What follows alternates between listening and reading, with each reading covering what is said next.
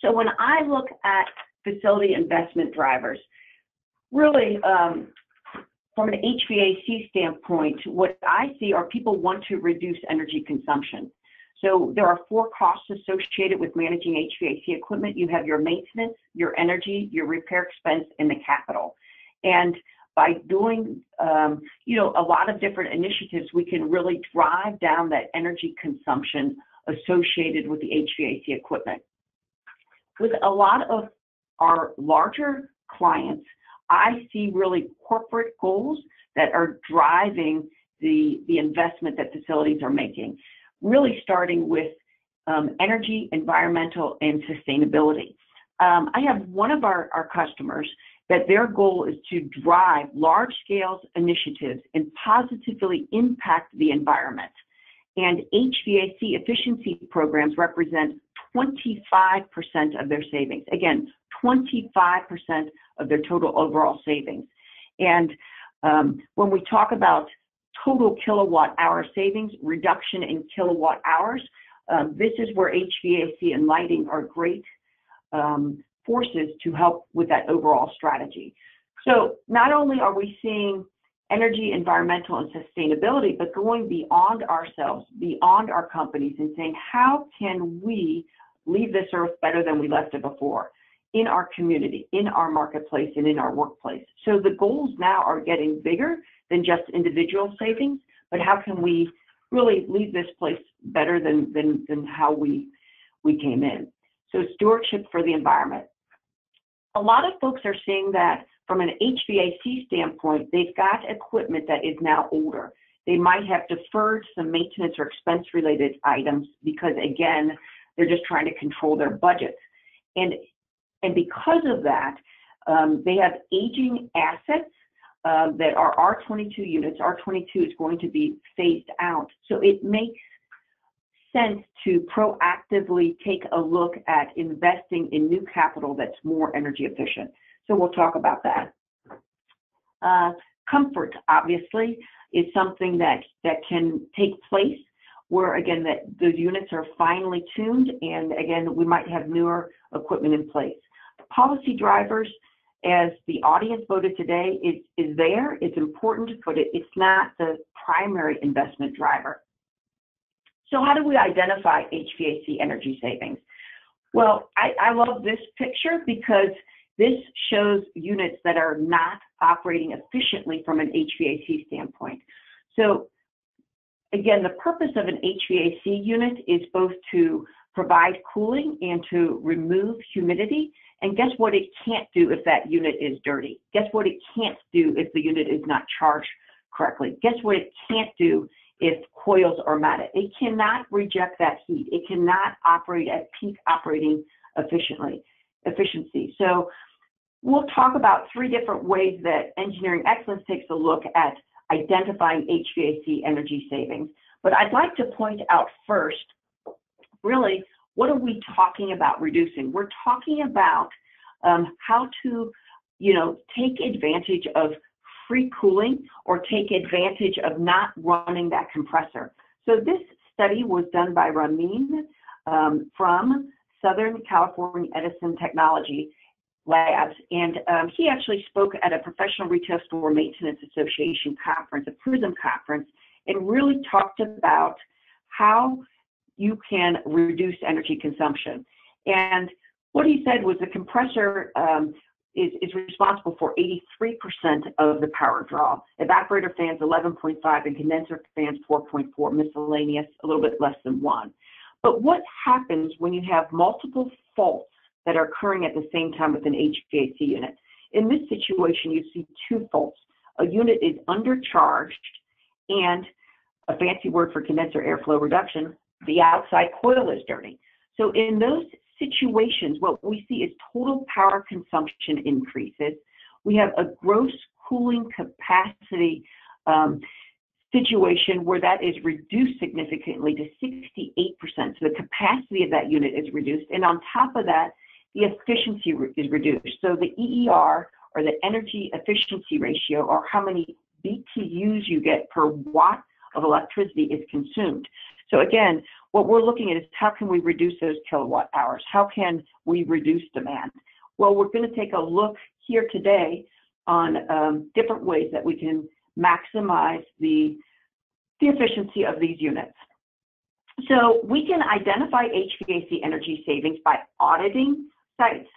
This chart right here just shows a sample where a client asked us to audit 30 sites and say, where are there opportunities for improvement? And bottom line, they already had an EMS system in place. So it was not with set points and schedules, but it was really identifying units that should be replaced that were older and inefficient, looking at demand control, ventilation, and then conditions of the equipment. Again, we talked about heat rejection, coil conditions, economizers, general repairs, dirt, again, filter conditions that are going to lead to evaporator coil dirty conditions, belt and pulley refrigerant charge. So one of the first methods is actually auditing sites. Second, I like to look at repair trends. So for a lot of customers, we just look at which HVAC repairs are happening most frequently, and more importantly, why. So for this particular client, they don't include coil cleaning in their maintenance.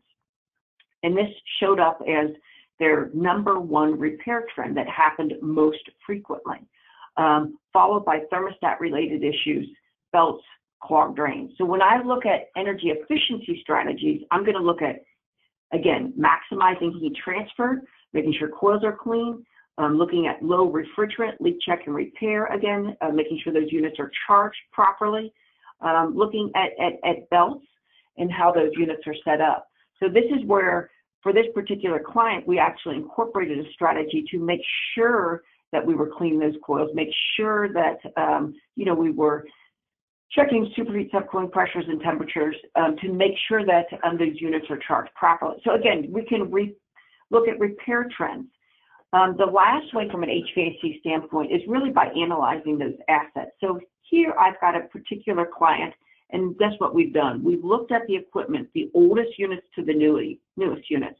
And this is where we can go further to say, well, what's the EER of this unit? What is the projected savings and the energy cost with an old unit versus a new unit? And then how can I build an ROI or payback by not only looking at the improved energy efficiency savings, but looking at deferred maintenance, looking at repair cost avoidance. So what we really want to do is a gap analysis. We want to say, where are we now? Where do we want to go? What is our clear focus on where we're going? And where are the biggest savings opportunities? So I'm not going to get into the detail of this, but what's important to know is, hey, what's your Energy Star rating? What is your energy cost per square foot? Where can we maximize savings and where's the lowest hanging fruit? And benchmarking or doing this gap analysis really starts by saying, what can we do that are behavioral issues, no cost, low cost? What are PM or expense initiatives? And then what are the capital initiatives that we can invest in to provide these additional savings? So it all starts by looking at the utility bills, looking at where we are and where we want to go. And I'm going to go ahead and launch our second poll right now. And that poll is, do you benchmark your facilities? Yes or no? Do you benchmark your facilities? And again, when I'm talking about benchmarking, I'm talking about any type of a gap analysis. I'm looking at cost per square foot, energy cost per square foot, Energy Star ratings.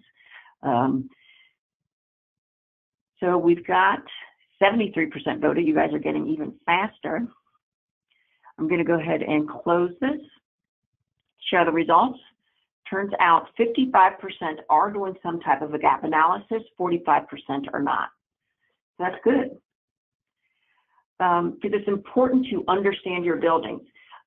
Again, the majority of this is focused on HVAC, but with Andy here today and Mandy, we'll be focusing on really total buildings. What can we do to impact energy consumption? And Andy will be focusing on some lighting related energy saving strategies.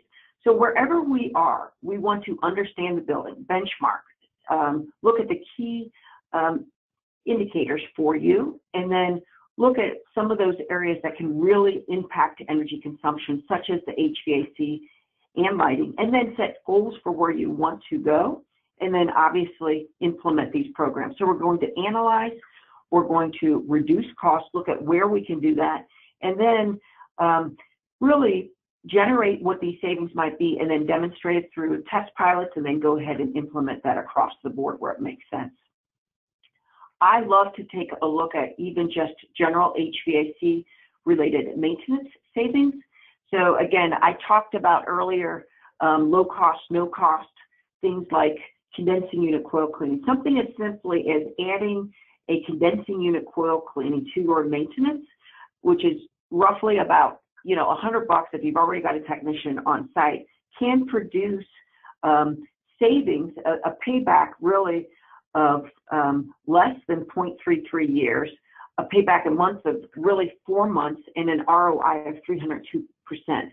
So things like making sure you've got good heat transfer, making sure the economizer is fine-tuned, looking at making sure that unit is charged properly, the thermostat is properly calibrated, are maintenance or recommissioning items that are important to strategize as a part of your maintenance. And I like to look at something as simple as a 10-ton unit, the kilowatt consumption when that unit is clean versus dirty, and then the energy savings. Again, and then just the reliability of the components by making sure that they're not overheating. And then even just something as simple as a refrigerant charge analysis. And again, these are just manual little operations. Everything right now, when we talk about Mandy and Danny and Mark, they will automate it, but it's neat to kind of take a look at, if I've got just a simple 10-ton unit and it's not operating efficiently, it's operating, in this case, I've got a seasonal energy efficiency ratio, which is talking about really data across the country in different temperature zones as opposed to laboratory conditions with an EER. But if I've got a unit that is undercharged, it's not operating efficiently, let's say it's operating at a 7 SEER, it on average might be costing you $2,777 to operate that, versus if you've got higher efficiency units, you can see how this energy consumption is decreasing. And again, we've got sophisticated calculators, but I love to just take a look at basic bottom line savings. So we'll talk about all of that today, as well as how do you prioritize, what's critical. And we talked about the facility investment drivers. It's important to know how can you impact your customer experience, how can you impact the environment, and what are the preferred drivers to get some of these projects launched. I know it's really important from our standpoint to help the CFOs, to help the C-suite build the case for planned unit replacements. So I have so many of our customers where over 30% of their units are over 10 years of age, and really even 15 to 20% of their units are past ASHRAE expected life. So I like to recommend to look at your assets and sort those equipment by age. So this particular chart right here represents one customer where you can see they've got a lot of units that are 27, 22, 21 years of age, and I have a lot of customers where it's even older than that. So what is the condition of that equipment? What have you been spending on those units? What is the efficiency of those units? And does it make sense to come up with a strategic equipment replacement plan to say, okay, if I've got 20% of my fleet that's beyond useful life, and I've got 244 units, what would it look like if I start to budget and forecast? And this is where we'll put together 10-year forecasts. Not that you have to do that, but at least to start talking about how can I proactively put in a planned unit replacement program, and what would be the payback, the internal rate of return to justify putting in a program like that. And then again, minimize really expense as well as energy savings. So here's an example of where we'll put together an IRR, a payback, a return on investment, taking a look at replacing equipment and the energy savings incorporated with that. We'll do cash flow analysis, as well as just looking at set points and schedules, and then mapping out what those energy savings would be.